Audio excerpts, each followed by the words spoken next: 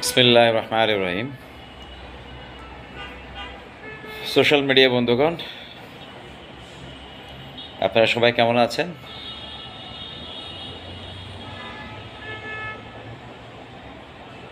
যুদ্ধে জয়লাভ করা আর ব্যবসায় সফল হওয়া, আমি দুটোকে সমানভাবে দেখি। আপনি ব্যবসা করতে যাবেন, অথবা আপনার যদি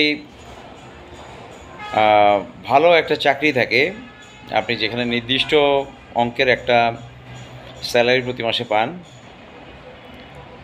আপনার পরিবারের, আপনার আত্মীয় স্বজনের সকলের এক্সপেকটেশন আপনার কাছে অনেক বড় থাকবে। তখন আপনি যখন স্পেশালি আপনি যখন ব্যবসা করবেন, তখন এক্সপেকটেশনটা অনেক বেশি বেড়ে যায়। এর কারণ হলো ব্যবসায় উত্তরোত্তর গ্রোথ হয়।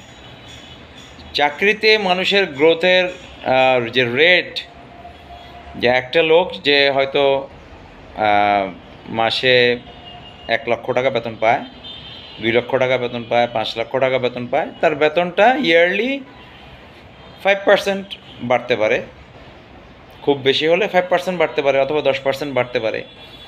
তো এতে কী হবে? সে ইয়ারলি হয়তো 1 লক্ষ টাকার জায়গায় সে হয়তো 1,10,000 টাকা পরবর্তী বছর তার স্যালারি হবে। যে 5 লাখ টাকা বেতন পায়, তার হয়তো 5,50,000 টাকা বেতন হবে। কিন্তু একজন ব্যবসায়ী যদি গ্রো করে, ব্যবসায়িক গ্রোথটা হয় ডে টু ডে। যদি একটা রাষ্ট্রে বিজনেস থাকে, একটা রাষ্ট্রে যদি রেগুলার বিজনেস থাকে, প্রতিদিনই যদি একটা মানুষের প্রতিদিন কিছু না কিছু বিক্রি হয় কোনো প্রতিষ্ঠানে, কোনো ব্যবসায়িক প্রতিষ্ঠানে, তাহলে দেখা যায় যে ওই প্রতিষ্ঠানটা গ্রো করছে প্রতি ঘন্টায়, প্রতিদিনে গ্রো করছে। তো এতে দেখা যায় যে সে গত মাসে যদি তার প্রফিট হয় 1 লক্ষ টাকা, পরবর্তী মাসে সে প্রফিটের অংশ থেকে যে অংশটুকু তার বাড়তি থেকে যায়, ওই টাকাটা তার বিজনেসে অ্যাড হয়ে সে পরবর্তী মাসে তার বিজনেসের আরও গ্রোথ বেড়ে যায়, যে সেটা হয়তো আগামী মাসে 1,20,000-এ পৌঁছে যাবে, গ্রোথটা বেড়ে যাবে। আবার এই পরবর্তী মাসে 1,40,000-এ পৌঁছে যায়। এইভাবে খুব দ্রুত গ্রোথ হয় যদি একটা রাষ্ট্রের বিজনেস থাকে। যদি বিজনেস চলমান থাকে, সাধারণ মানুষের পকেটে টাকা পয়সা থাকে, বিজনেসটা যদি চলমান থাকে। এখন এই অবস্থাটুকু কিন্তু সাধারণ মানুষরা বোঝে। তারা দেখে যে কি যাদের বিজনেস থাকে তাদের গ্রোথ খুব দ্রুত হয়ে যায়, প্রতিষ্ঠানগুলো বড় হয়ে যায়। তো এই কারণে বিজনেসের প্রতি মানুষের হিংসা, বিজনেসের প্রতি মানুষের বিদ্বেষ, শত্রুতামি সবচেয়ে বেশি। আপনার সহপাঠী বিজনেস যে করে, যে আপনার মতো বিজনেস করে, সে যদি আপনার বিজনেস আর গ্রোথগুলো দেখতে পায়, আপনার অনেক সহপাঠী বিজনেসম্যান, আপনার কলিগ যারা, তারাই আপনার বড় ধরনের শত্রু হয়ে দাঁড়াবে। আপনার আত্মীয় স্বজন যারা বুঝতে পারে, তারা আপনার বড় ধরনের শত্রু হয়ে দাঁড়াবে। আপনি যদি না খেয়ে 10 দিন পড়েও থাকেন, কেউ আপনাকে জিজ্ঞাসা করবে না ফোন করে যে আপনি কি খেয়েছেন কি না। কারণ তাদের কথা হলো, আপনার যেহেতু বিজনেস আছে, আপনার অনেক গ্রোথ। তো এইটা বিজনেসের একটা মানে কি বলবো, একটা হার্ড সাইড, যেটা একটা কঠিন সাইড যেটা বিজনেসের। আপনি কখনো কোনো মানুষের কাছ থেকে খুব সহজে সিম্পেথি পাবেন না। আপনি যত কষ্টই করুন না কেন, আপনি হয়তো বছরের পর বছর আপনাকে অনেক কষ্ট করতে হচ্ছে, অনেক কষ্ট করতে হচ্ছে আপনাকে। আপনি মানুষের কাছ থেকে লোন করতে হচ্ছে, ধার করতে হচ্ছে মানুষের কাছে। আপনার বিভিন্ন অ্যাকোমোডেশন বিল, বিভিন্ন রকমের বিল আপনাকে দিতে দিতে দিতে দিতে আপনি সর্বশান্ত হয়ে যাচ্ছেন। আপনি জায়গা জমি সব বিক্রি করে ফেলছেন, আপনি সর্বশান্ত হয়ে যাচ্ছেন। এইটা কেউ বুঝবে না। ওরা বুঝবে একটা জিনিসই তাদের মাথায় থাকবে, যে বিজনেসের গ্রোথটা অনেক বেশি হয়। যদি ইনকেস এই লোকের বিজনেসটা সফল হয়ে যায়, তাহলে সে তো অনেক টাকার মালিক হয়ে যাবে। তো এই চিন্তা থেকে আপনার যে পরিমাণ শত্রুতামি আপনি ফেস করবেন, এইটা কোনো অংশে যুদ্ধের চেয়ে কম না। যদিও আপনার যুদ্ধের অঙ্গনটা ছোট, আপনার আত্মীয় স্বজন অথবা আপনার বন্ধুবান্ধবদের মধ্যে, এই ক্ষেত্রে আপনি আপনার কর্মকাণ্ডকে আপনি যতটুকু যুদ্ধক্ষেত্রে জিততে হলে যেভাবে করে আপনি শত্রুর কাছ থেকে আপনার নিজের প্রত্যেকটা জিনিসকে সিক্রেট রাখেন, আপনার বিজনেসে আপনি সফল হতে হলে আপনার সব কিছুকে আপনি সিক্রেট রাখতে হবে। আপনার সিক্রেট রাখতে হবে। আপনার বিজনেসের সাইজ ছোট হোক কি বড় হোক, ছোট হলেও রাখতে হবে, বড় হলেও রাখতে হবে। ছোট হলে ছোট হলে তারা আপনাকে চিন্তা করবে যে একে শেষ করে দাও একেবারে, যেন আর এগুতে না পারে। আবার বড় হলে তাহলে তো করবেই শত্রুতামি, যে একে আর বাড়তে দেওয়া যায় না, যতটুকু হয়েছে একে শেষ করে দাও। এই যে আপনার শত্রুতামিগুলো মানুষের পক্ষ থেকে, এই শত্রুতামিগুলো মোকাবেলা করতে গেলে যুদ্ধক্ষেত্রে একজন সৈনিককে যেভাবে সব কিছু মাথায় রেখে চলতে হয়, আপনিও আপনার ব্যবসার জন্য, আপনার বিজনেসের জন্য যাকে ঝুঁকি মনে করেন তাকে আপনি আশেপাশে রাখতে পারবেন না। সে আপনার যত ঘনিষ্ঠ লোক হোক, আপনার সন্তান হোক, আপনার মা হোক, আপনার বাবা হোক, আপনার স্ত্রী হোক, আপনার ভাই হোক, বোন হোক, যেই হোক, আপনি যদি ব্যবসায় সফল হতে চান, যাকে আপনি মনে করবেন যে সে আপনার বিজনেসটাকে ধ্বংস করে দিতে চায়, সে আপনাকে আপনার পায়ে দাঁড়াতে দিতে চায় না, অথবা সে আপনার ব্যবসায়িক প্রতিষ্ঠানটাকে সে দখল করে নিতে চায়, আপনাকে ব্যবসায়িক প্রতিষ্ঠানের দাস বানিয়ে, চাকর বানিয়ে আপনার প্রতিষ্ঠানটা সে দখল করে নিতে চায়, এগুলো অহরহ হয়। আমরা বিভিন্ন জায়গাতে যারা আইন শৃঙ্খলা বাহিনীর সাথে জড়িত, ওনাদের সাথে যখন বিভিন্ন বিষয় নিয়ে আলোচনা করি, বিভিন্ন রিহ্যাবিলিটেশন সেন্টারের বিভিন্ন ডক্টরদের সাথে যখন আলোচনা করি, তখন এই বিষয়গুলো আমরা ব্যাপক জানতে পারি। সব পর্যায়ে হয়। আপনি ছোট ব্যবসায়ী হলেও হবে, বড় ব্যবসায়ী হলেও হবে।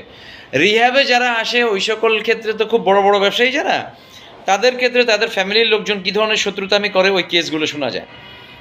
পাগল বানিয়ে দেয়, এক একটা লোককে আপনার মদ গাঁজা ধরিয়ে দিয়ে পাগল বানিয়ে দেয়, কাউকে নারীতে আসক্ত করে ফেলে, পাগল নষ্ট করে ফেলে। মানে বহুভাবে বহু ধরনের শত্রুতামি আছে। আপনি যখন ব্যবসা করতে যাবেন আপনি সেগুলো ফেস করবেন। এই সব কিছু মোকাবেলা করে আগানো একদম যুদ্ধের শামিল।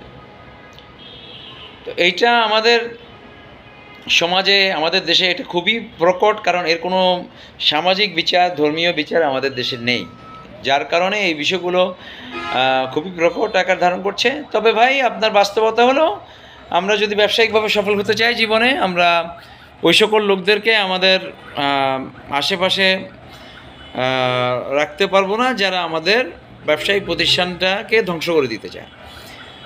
তো এটা খুবই টাফ। আপনি একান্তই অনেক ঘনিষ্ঠ লোককে দূরে রেখে আপনি সব কিছু করতে পারা, এটা খুবই টাফ। কিন্তু এর কোনো বিকল্পও নেই, কারণ তারা তো আপনাকে ধ্বংস করে দিবে, তারা আপনাকে মাটিতে মিশিয়ে দিবে যদি আপনি তাদেরকে সব কিছু দিয়ে না দেন। আপনার বহু ভাই নিজের ভাইয়ের সম্পদ, ভাইয়ের গড়া ব্যবসায়িক প্রতিষ্ঠানকে আয়ত্তে আনার জন্য ভাইয়ের বিরুদ্ধে সব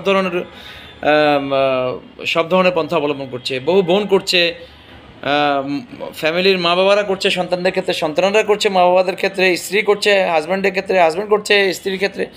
তো এগুলো অহরহ হচ্ছে ভাই। তো এই ধরনের যারাই আপনার জন্য নেতিবাচক, যারা আপনার ব্যবসার জন্য প্রতিদ্বন্দ্বী, এটা যারাই করে আপনি তাদেরকে আশেপাশে রাখতে পারবেন না।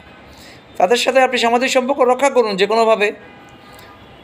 যে কোনোভাবে মেনটেন করে যান, কিন্তু বাস্তবতা হলো এরা আপনাকে ধ্বংস করে দিবে। তো যারা এই ধরনের ধ্বংসাত্মক, যারা ধৈর্যশীল হয়ে আপনার জীবনের কষ্টের সহযোগী হবে না, যারা আপনার জীবন কর্মকাণ্ডে এসে যারা ধরেন এই ধরনের নেতিবাচক দিক আছে, যারা আপনার মধ্যে একটু লাভ দেখলে আপনার কাছ থেকে ফায়দা নিতে চাবে, আর আপনার মধ্যে লস দেখলে আপনাকে লাঞ্ছিত করবে, ক্ষতিগ্রস্ত করবে, আপনাকে ছুঁড়ে ফেলে দিবে, এই জাতীয় যারা, এদের কাছ থেকে আমাকে দূরে রাখতে হবে।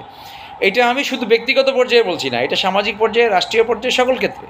বাংলাদেশ এখন গ্রো করতে গেলে এক ধরনের শত্রু পাবে, যারা বাংলাদেশের সাথে সুরে সুর মিলিয়ে বাংলাদেশকে ধ্বংস করে দিতে চাইবে। ভারত এখন ওই নীতিটা অনুসরণ করবে, তারা দেখছে যে বাংলাদেশে অনেক কিছুতে অনেক পজিটিভ গ্রোথ হচ্ছে রিসেন্টলি। তো তারা এখন আমাদের বন্ধু সেজে আমাদেরকে ক্ষতিগ্রস্ত করার চেষ্টা করবে। তো সব কিছুর ব্যাপারে সাবধান থাকতে হবে। আমাদেরকে মনে রাখতে হবে যুদ্ধ হলো একটা ধোঁকা। ভারত এখন আমাদেরকে ধোঁকা দিয়ে আমাদেরকে ধ্বংস করতে চাইবে। যেহেতু বাংলাদেশের লোকরা এখন অ্যান্টি ইন্ডিয়ান সেন্টিমেন্টে একটা শক্ত পজিশনে আছে, আপনি দেখবেন যে ভারত এখন আমাদেরকে ধোঁকা দিবে, খুব সুন্দর সুন্দর মিষ্টি খাইয়ে আমাদেরকে ডায়াবেটিস করে ফেলবে। ওদের প্ল্যানটা এখন এমন, মিষ্টি খাওয়াতে আমাদেরকে ডায়াবেটিস করে ওরা শেষ করে দিবে। ওদের প্ল্যানটা হবে এখন এই ধরনের। তো আপনার জীবনে আপনাকে মিষ্টি খাইয়েও আপনাকে শেষ করে দিতে চাইবে, এরকম কিছু লোকও আছে। আবার যারা আপনাকে বিষ খাইয়েও শেষ করে দিতে চাইবে, এমন লোকও আছে। তো ব্যবসা করতে গেলে আপনাকে যেরকম যুদ্ধ করতে হবে, বাংলাদেশকে অর্থনৈতিকভাবে সফল হতে হলেও যুদ্ধ করতে হবে। আর এই যুদ্ধতে সব কিছু সরাসরি হয় না, বেশিরভাগই হবে ধোঁকাতে। ভারত এখন আমাদের সাথে ধোঁকাবাজির মধ্যে দিয়ে কাজ করতে চাইবে। ওরা অত্যন্ত ধৈর্য সহিত এখন কাজ করতে চাইবে। আমাদেরকে যেমন প্রথম টোপটা দিল, তারা বাংলাদেশকে 200 একর জায়গা দিয়ে দিচ্ছে তাদের বিএসএফ দেখলাম কালকে বাংলাদেশকে 200 একর জায়গা দিয়ে দিয়েছে। এইভাবে বিভিন্ন টোপ আপনাকে আপনার জীবনে অনেকেই দিবে, অত্যন্ত ঘনিষ্ঠ লোকরা দিবে, যারা একবেলা আপনি না খেয়ে 7 দিন পড়ে থাকলেও কেউ জিজ্ঞাসা করবে না। ওই লোকগুলো অত্যন্ত কৌশলে আপনাকে সুন্দর সুন্দর কথা দিয়ে টোপ দিবে, এবং তাদের লক্ষ্য হলো আপনাকে ধ্বংস করে দেয়া। আপনাকে ধ্বংস করে দিয়ে তারা আপনার সাথে সুদখোরের মতো আচরণ করবে। সুদখোরের আচরণ কীরকম?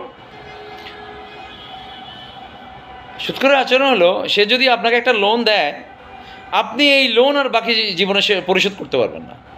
আপনি তাকে লোনের টাকা দিয়ে দেওয়ার পরও সে আপনার কাছে সেটার আরও দাবি করবে, আরও দাবি করবে, আরও দাবি করবে, আরও দাবি করবে।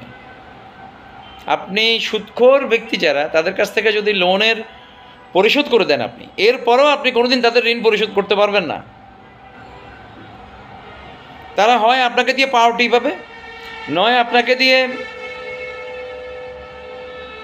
আপনার কাছ থেকে সবসময় তারা সালাম প্রত্যাশা করবে, বাড়তে কিছু সবসময় প্রত্যাশা করবে। তারা প্রত্যাশা করবে যে আপনার ব্যবসায়ী প্রতিষ্ঠানদের তাদের সবসময় আপনি লোন পরিশোধ করতে পারলেও তারা সেটাই করবে। এটা সুদখোরদের চরিত্র। তো এইভাবে ভাই আপনি জীবনে ব্যবসা বাণিজ্য করতে গিয়ে অনেকের কাছ থেকে আপনাকে লোন নিতে হবে, অনেক কিছু নিতে হবে। আপনি অনেক কিছুই দেখবেন।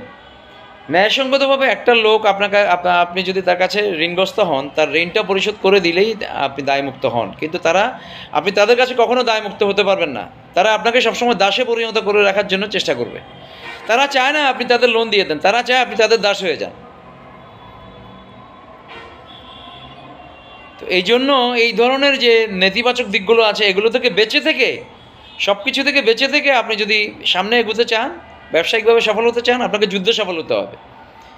আপনি একটা যুদ্ধের মধ্যে আছেন, আপনাকে এটা বুঝতে হবে। ব্যবসা মানে যুদ্ধ, যুদ্ধ মানে ব্যবসা। যে ব্যবসায় সফল হতে পারে সে যুদ্ধে সফল হয়, যে যুদ্ধে সফল হয় সে ব্যবসায় সফল হয়। তো আল্লাহ আমাদের সকলকে সত্য পরিস্থিতি বোঝার তৌফিক দান করুন। সালামু আলাইকুম।